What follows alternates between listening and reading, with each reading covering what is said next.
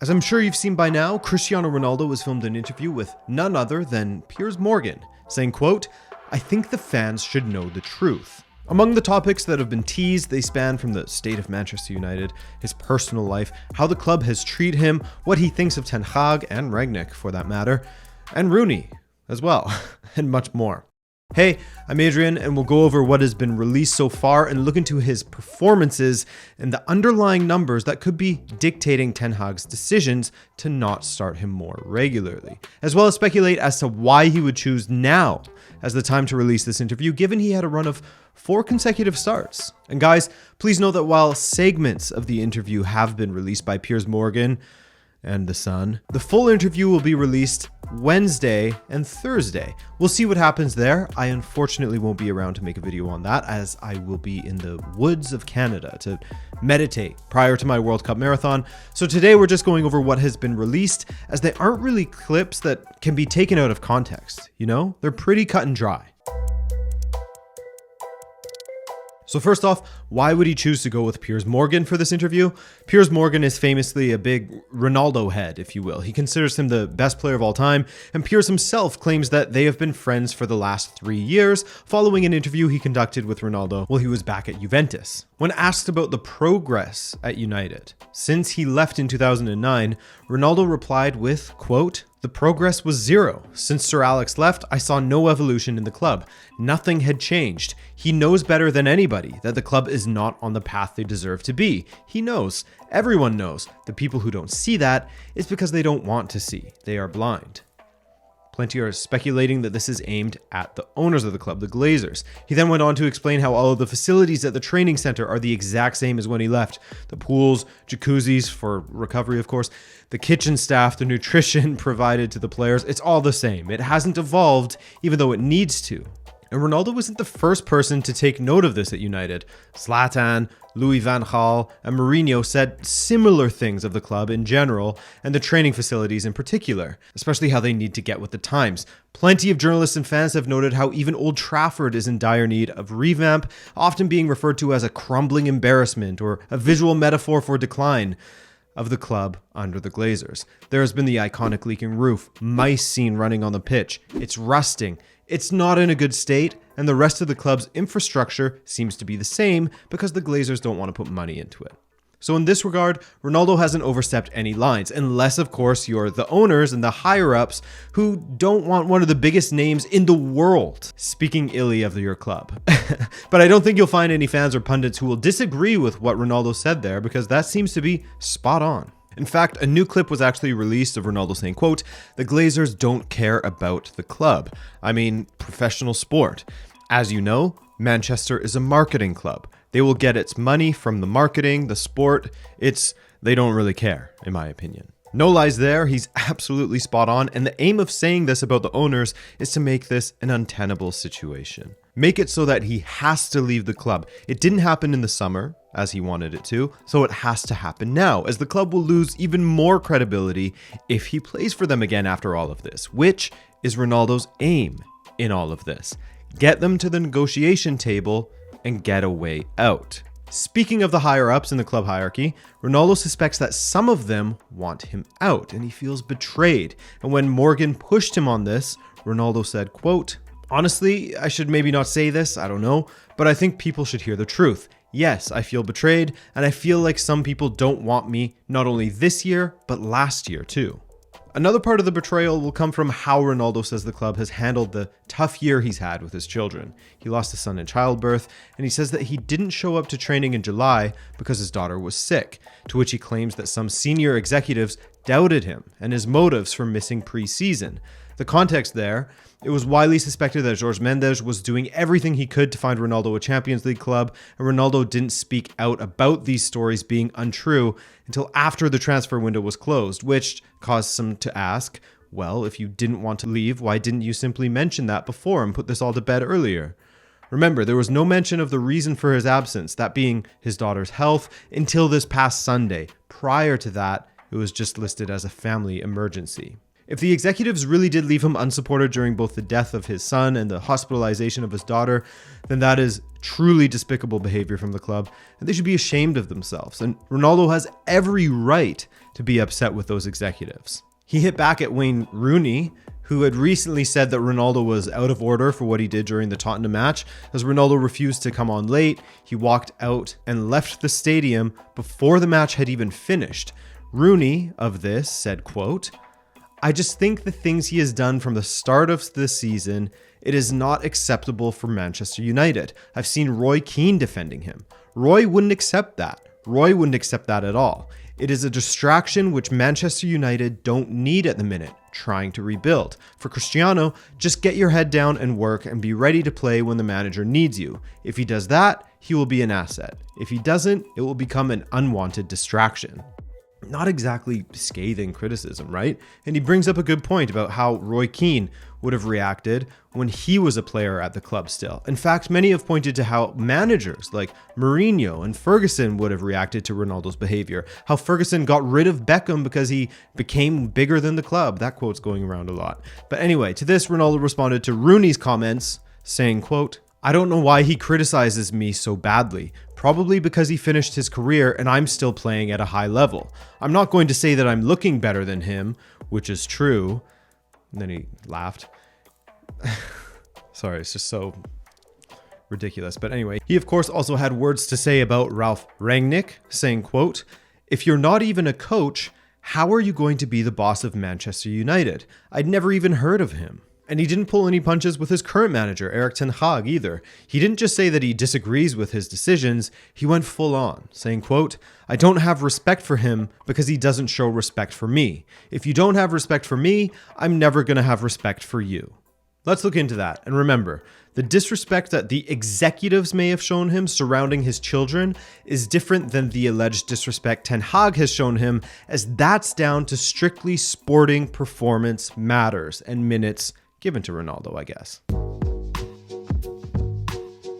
The timing of this interview to be released is a little bit curious in some respects. In the context of the schedule, I mean, it makes total sense, as we of course are now going into the World Cup break, and he at least waited until after the final match of the first half of the season before he did something that would well and truly rock the dressing room and destabilize things. But in the context of the opportunities that had been handed to him by Ten Hag, it makes no sense to me. Ronaldo had just been handed 4 consecutive starts for Manchester United against FC Sheriff, West Ham, Real Sociedad, and Aston Villa. Prior to that, he had started against Newcastle United as well. He was unused against Tottenham, walked out, and was suspended for the Chelsea match. But following the Chelsea match, he was right back in the team, starting against Sheriff, and then later captaining the side against Aston Villa. Despite disrespecting Ten Hag put him back in the team and even gave him the captain's armband. So to be honest, you can't say he hasn't been given chances. A quick question for you guys, by the way, and I promise you it will make sense later, but I want you to stew on this for a second. How did you feel about the Super League? In particular, how did you feel about the fact that certain teams would get to stay in the Super League no matter how they performed? Teams like Juve, Atleti, Barca, teams that couldn't even get out of their Champions League group due to poor performances, but would be guaranteed to stay in the Super League irrespective of their performance. Should teams be given special treatment based on their storied past achievements, even if they aren't performing in the here and now, while other teams are? While you think about that, let's try to see what Ten Hag is seeing when it comes to Ronaldo. Of course, Ronaldo wasn't an instant starter for Manchester United because he showed up to preseason training late due to his family emergency. Fair enough, but when your teammates are 4 to 6 weeks ahead of you, it's reasonable to not be a starter, right? Yes, Ronaldo scored 24 goals last season, but when you take the name away from the number and look at it in isolation, then 24 goals really isn't enough to put you in an elite category or get special treatment even if you aren't match fit. That's something for you to consider as a manager in this section, I guess.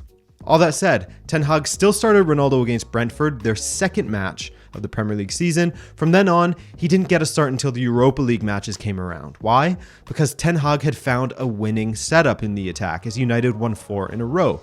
Be objective here. If you're a manager and you are signed to win games, not to serve a certain player, what would you do?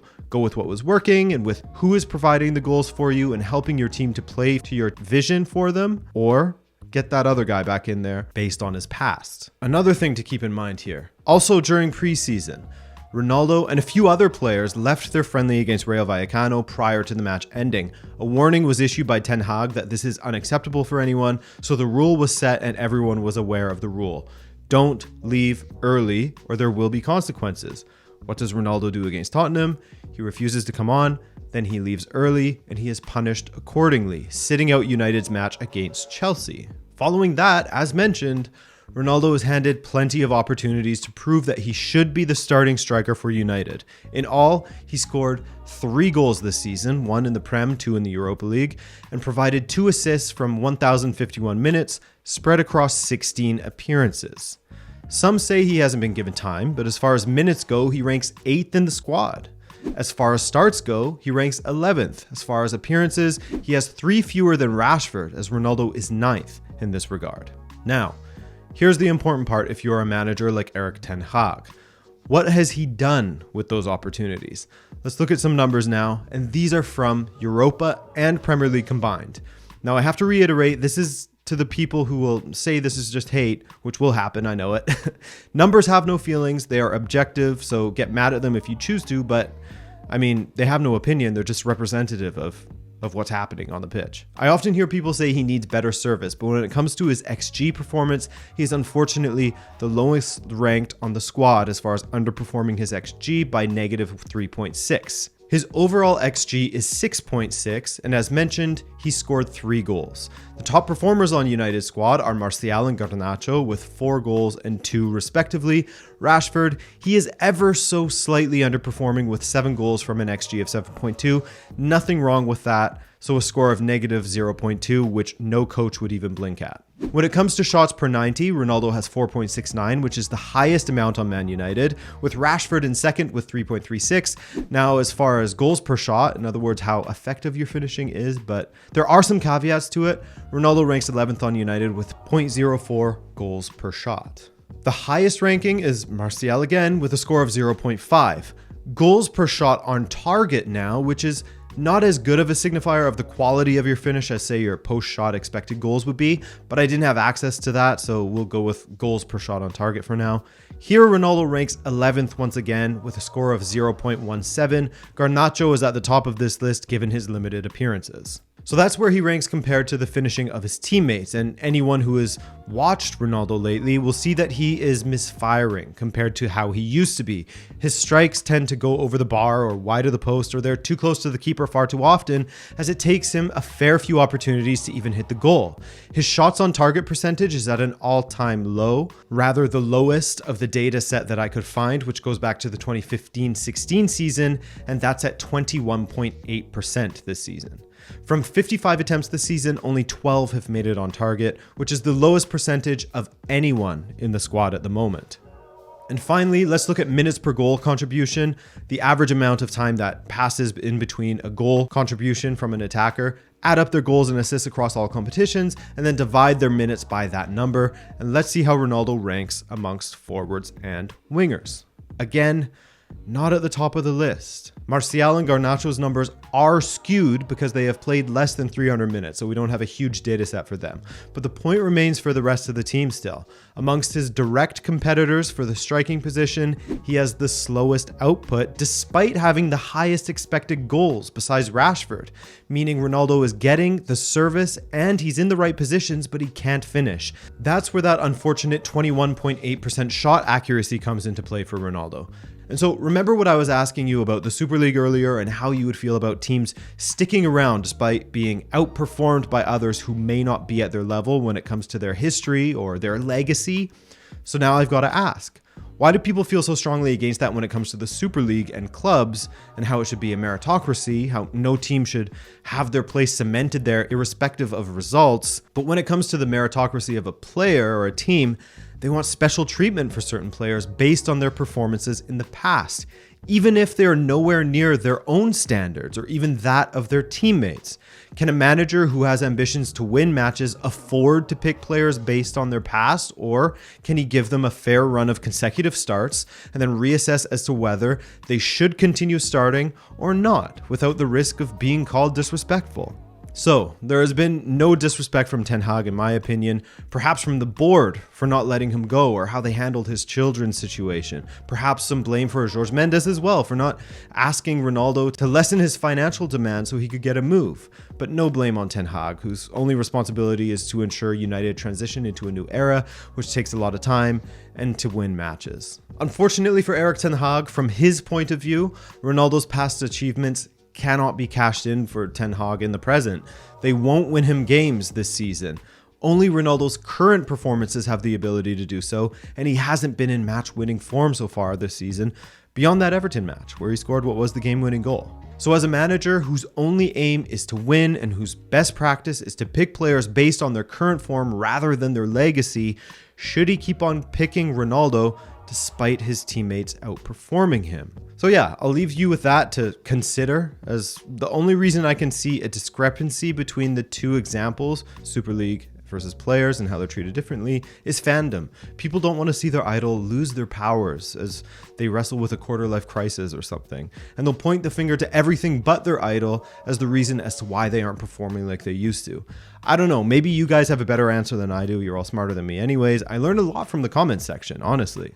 Thanks for watching, guys. Remember, the full interview will be out Wednesday and Thursday, so hopefully we'll get plenty more answers. And I'm curious as to whether Piers challenged Ronaldo at all, or if he just gave him an easy ride. I'd love to hear if he asked him whether he truly tried to leave the club this past summer, and why Jorge Mendes showed up with him to preseason. That would be very interesting, wouldn't it? Anyway, World Cup predictions will be out tomorrow, so subscribe if you're new around here, and we'll hopefully see you around more often. Ciao!